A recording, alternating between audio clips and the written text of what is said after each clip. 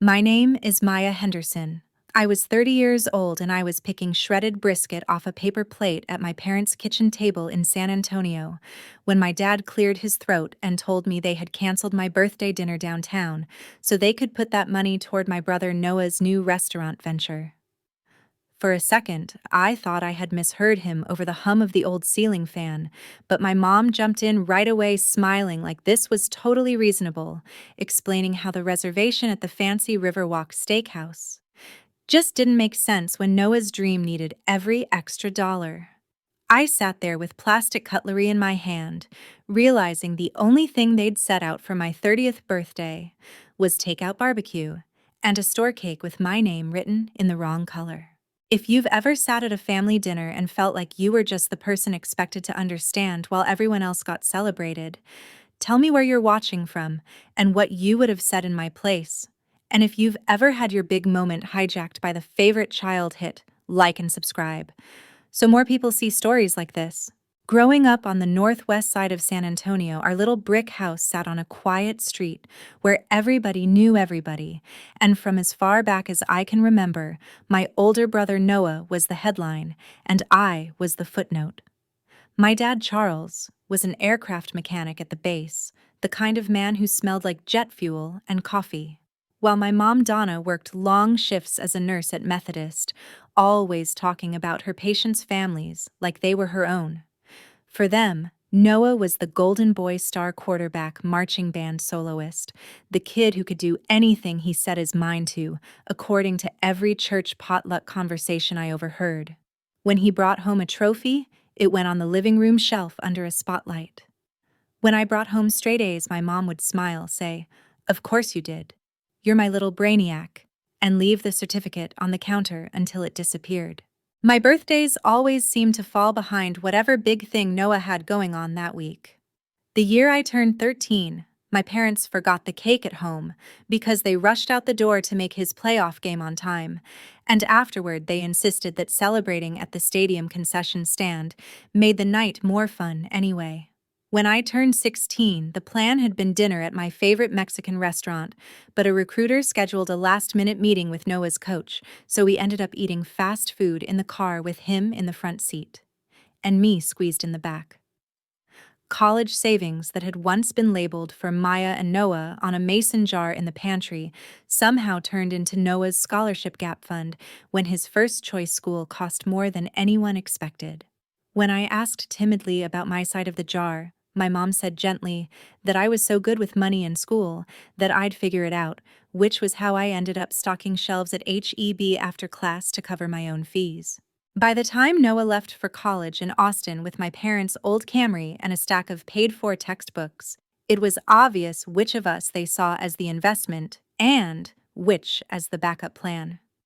I was still in high school, then, the younger sister tagging along to send off dinners. I was mostly invisible at listening to relatives say things like, "You're going to do big things, Noah. Your little sister will be fine. She's smart." When my own senior year rolled around, I got into a solid state university in San Antonio with a scholarship for computer science, and my parents barely asked what that meant beyond something with computers. They were busy driving up to Austin on weekends, bringing Noah groceries, loaning him gas money, paying off overdraft fees he racked up while networking at bars. On my 18th birthday, they remembered around 9 at night, sang over a grocery store cupcake, then handed the rest of the frosting-smeared package to Noah to take back with him for his roommates. I learned pretty quickly that if I waited for my parents to care about what I was building, I would be waiting forever, so I buried myself in code and side gigs instead. While Noah bounced between majors and eventually dropped out to figure himself out, I kept my head down taking on freelance web projects between classes and working part-time in the university's IT department. After graduation, I landed an entry-level job at a small fintech startup downtown that built payment tools for contractors, and I treated it like the opportunity of a lifetime, volunteering for every messy project, staying late to debug problems that weren't technically my responsibility. At Sunday dinners, though, The questions were always about Noah's newest idea food truck podcast bespoke hot sauce brand, while my work was condensed into Maya's, still doing her computer thing. She's so independent. My dad would ask once in a while if I was making decent money, then shift back to whether Noah had talked to that investor guy he met at a brewery. The first time I realized I might be capable of more than just being the reliable one was when my boss asked if I'd thought about leading my own product team. Instead of just nodding politely, I started scribbling ideas in a notebook. What if small businesses in San Antonio had a simple platform to invoice track payments and manage taxes without hiring a whole accounting firm? That notebook turned into wireframes, then basic prototypes, and eventually, late-night conversations with a local angel investor named Victor Ramirez, who liked the idea of a streamlined payments platform designed specifically for freelancers and tiny businesses. At 26, I left my safe job, took a terrifying loan, and started Solace Pay in a cramped co-working space, over a coffee shop, sleeping on a futon and living on breakfast tacos because I could not afford anything else. I told my parents I'd taken another software job downtown, and they nodded vaguely, more interested in Noah's latest scheme to open a barbecue place with no capital. Those first 2 years building Solace Pay were brutal and beautiful at the same time, a blur of code sprints, cold calls, and rejection emails. I pitched in back rooms of taquerias and cheap conference rooms, knocked on doors of construction crews and hairstylists, asking what would actually help them get paid faster. When a pilot with a cluster of local contractors doubled their on-time payments, Victor came back with a bold proposal. He would put in several $1 million for a serious stake in my company if I was willing to scale. I remember staring at the term sheet with my hands shaking, realizing this scrappy little idea of mine had just become a real business. We grew from 3 people around a folding table to dozens of employees in a renovated warehouse near the Pearl, signing deals with companies across Texas. Somewhere in there, a business magazine put me on a young founders to watch list, but when my mom called that Sunday, she opened with how Noah had just found his passion in craft barbecue and ended with, "Oh, and how's work, honey? Still busy?" By then, I had hired Brooke Allen as my executive assistant, someone whose superpower was making chaos look organized. Brooke was the one who gently pushed back when I tried to schedule 12 meetings in a day, and the one who learned how to order my favorite pho without me needing to say anything. She was also the first person I ever really told the full story of my family, from the forgotten birthdays, to the split college jar, to the way my parents' eyes lit up when Noah walked into a room. "They have no idea you own this place?" she asked one night as we sat in my corner office overlooking downtown lights from the Tower of the Americas blinking in the distance. I shrugged and made a joke about how my mom still thought CEO just meant I typed fast. Brooke rolled her eyes and said, "Maya, they would faint if they saw your cap table." Then added more softly, "You know you don't have to keep hiding who you are, just to make their neglect easier to swallow." When my 30th birthday started creeping up on the calendar, I found myself staring at it in my planner, like it was some kind of test I had been putting off for a decade. Business was good. Solace Pay had just landed a statewide contract with a chain of clinics, and Victor wanted to talk about opening a satellite office in Dallas, but my personal life felt like it had a giant blank space where family was supposed to be. On impulse, one Wednesday afternoon, I called my mom and said I wanted to come over for a birthday weekend dinner, something just the 3 of us. She sounded surprised, then flustered, then excited in that breathless way she got when organizing a potluck. "We should do something special on the River Walk," she said, naming a steakhouse I'd never been able to afford growing up. For a moment, I let myself imagine my parents in nice clothes sitting across from me at a white tablecloth place, actually listening when I talked. Brooke offered to arrange a private room and a car service, but I told her I'd drive myself in my old Corolla and wear jeans like always. The day before the reservation, my mom called to say plans had shifted a little, and that we would just do a cozy dinner at the house instead, something more us, but she brushed off my questions with, "We'll explain tomorrow. Don't worry." I tried not to read too much into it as I drove over a tub of bakery cupcakes from a fancy shop balanced on the passenger seat, just in case they forgot dessert. Their house looked exactly the same down to the sun-faded flag in the yard and the wind chimes jangling on the porch. Inside, though, it smelled more like takeout than birthdays.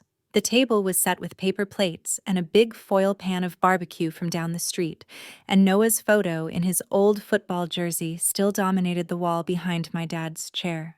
I had barely sat down when my dad started talking about how things are tight right now, and my mom jumped in with that bright, brittle tone, telling me they'd gone ahead and canceled the Riverwalk reservation because they needed to put that money toward Noah's new restaurant lease deposit. They said it so matter-of-factly that for a second the words didn't even register, like someone had muted the emotional part of my brain. My mom kept talking, explaining how Noah had finally found a partner willing to back his barbecue restaurant idea if he could come up with his share of the upfront costs within a month, and how an expensive steak dinner you'll barely remember just didn't seem as important as his future. My dad nodded along, adding that, at my age, with my steady tech job, I should understand needing to prioritize investments. They looked pleased with themselves, as if they were including me in some wise family financial decision, rather than telling me my 30th birthday was less valuable than my brother's latest gamble.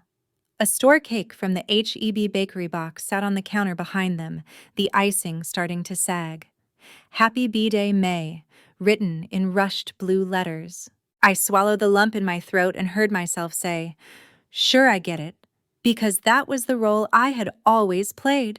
We ate brisket and potato salad off flimsy plates while my parents peppered Noah, who was of course not actually there, with questions about his menu, his decor ideas, his brand story. They talked about how he was going to bring real Texas barbecue to tourists, and how this could finally be the thing that set him up for life. My mom bragged about how she had been helping him put together a pitch deck using some templates she found online, and my dad mentioned using the house as collateral like he was talking about the weather.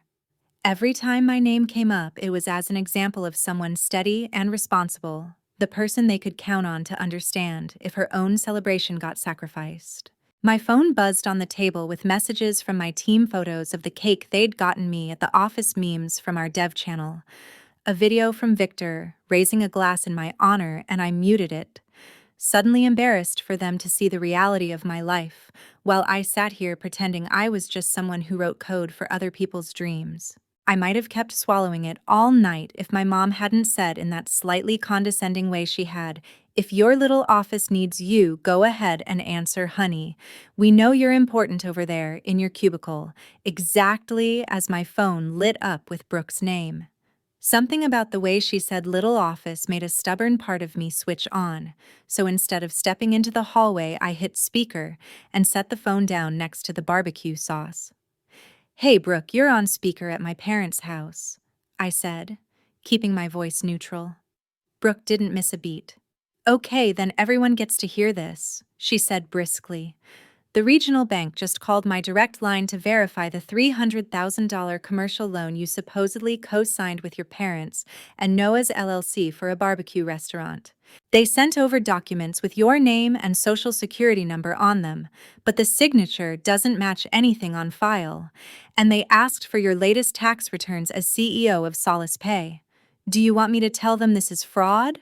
Or did I miss an email where you agreed to this?" For a moment, nobody moved. My dad's fork scraped against his plate. My mom's hand tightened around her plastic cup, and the only sound in the room was the faint hum of the refrigerator. "Brooke," I said slowly, my heart picking up speed. "How did they even get my returns?" She exhaled audibly. "They pulled your public earnings from the last funding announcement and assumed you'd be an easy approval as long as you were listed," she explained. "But they said the application came in already signed with copies of your driver's license and an old tax form that apparently has your social security number on it." I told them I'd confirm. My mother's face had gone pale, and my dad was staring at the table like it might supply an answer. "You're the CEO," my mom whispered. Brooke, still on speaker, said, "Yes, Donna, your daughter is the founder and chief executive of a rapidly growing payments company, which you could have learned with one quick Google search. Do you want me to conference the banker in Maya?" I clicked off speaker and told Brooke I'd call her back, promising nothing yet about the loan, then set the phone down like it might explode. Silence sat heavy around us. Finally, my dad cleared his throat and said, "Well, I guess the cat's out of the bag. Like this was some family prank gone slightly too far." I stared at them, at the cheap cake and the canceled reservation we were apparently supposed to laugh about, and felt something inside me solidify. "You used my social security number," I said quietly. "You applied for a loan in my name without asking me, and you plan to tell me when exactly."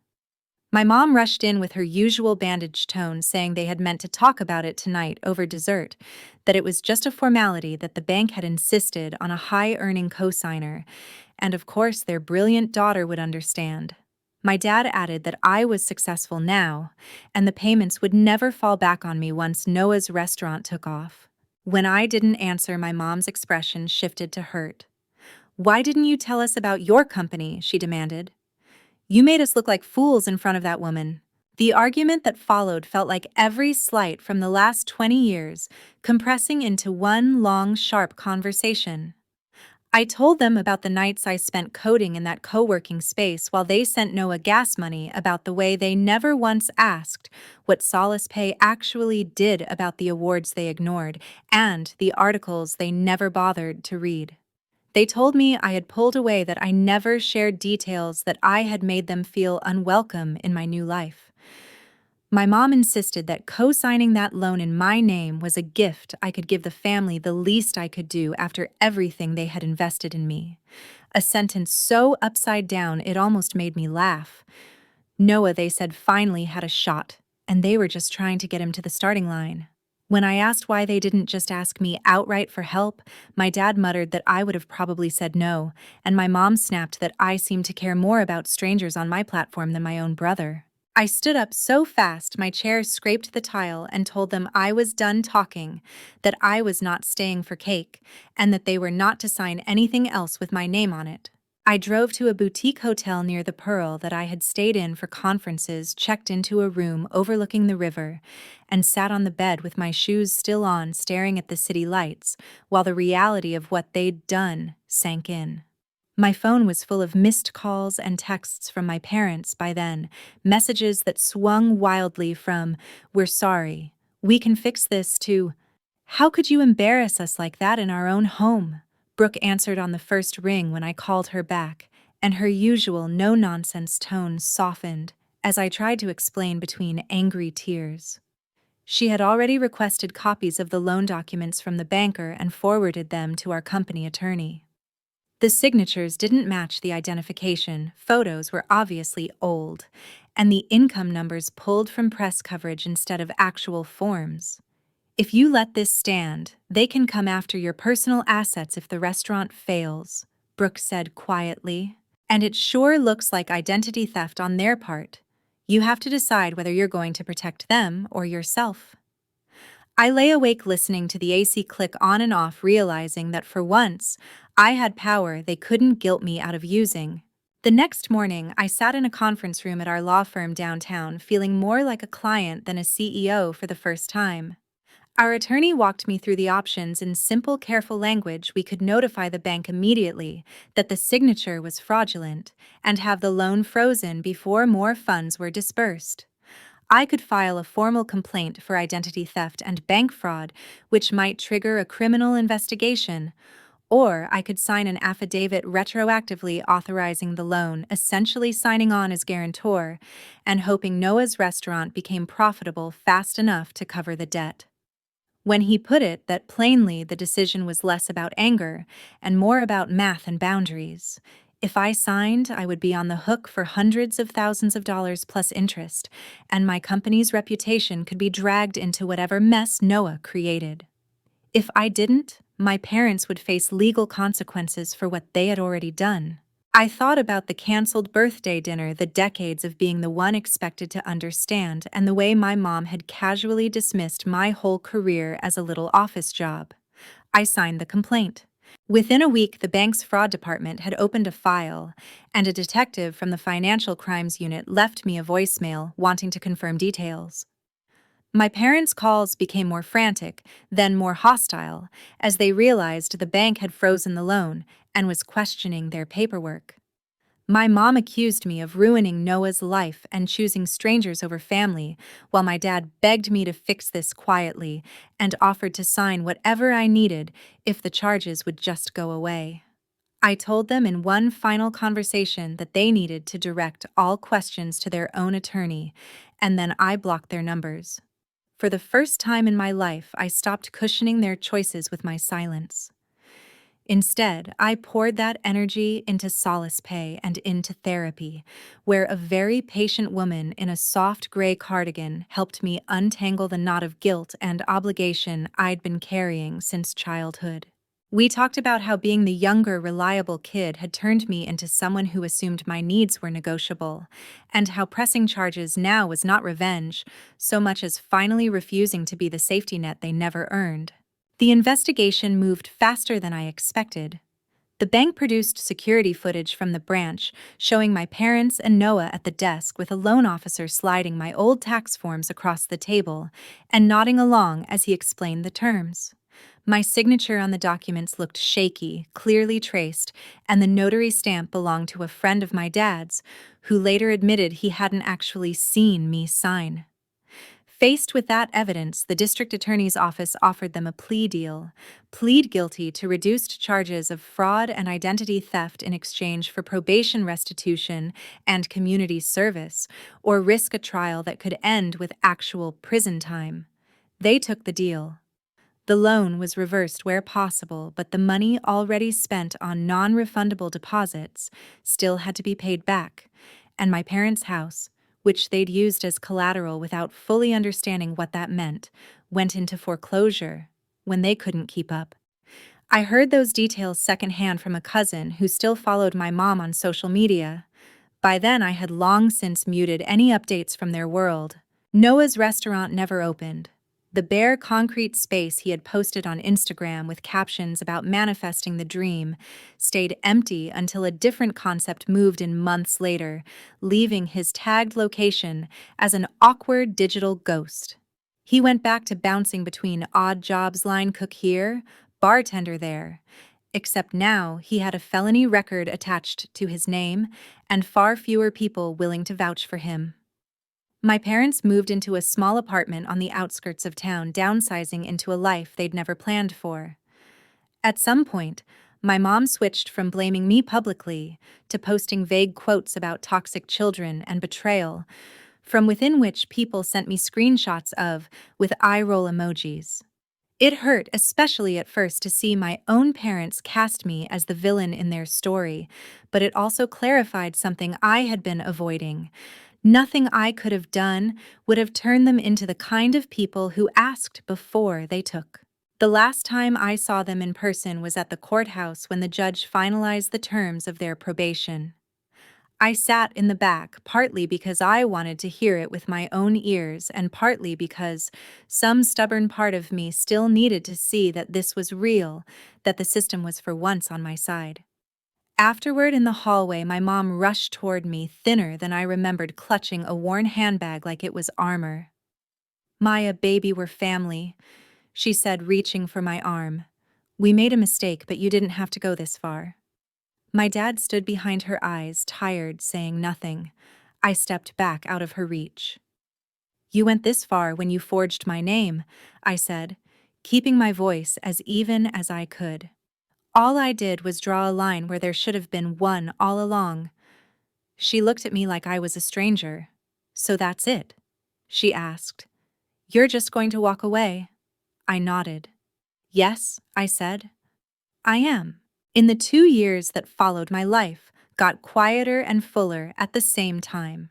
Solace Pay expanded into other states, and Victor and I brought in another round of funding that let us hire more engineers and launch new features. I bought a sunny condo overlooking the river, not as a secret or a symbol, but as a home that was fully mine.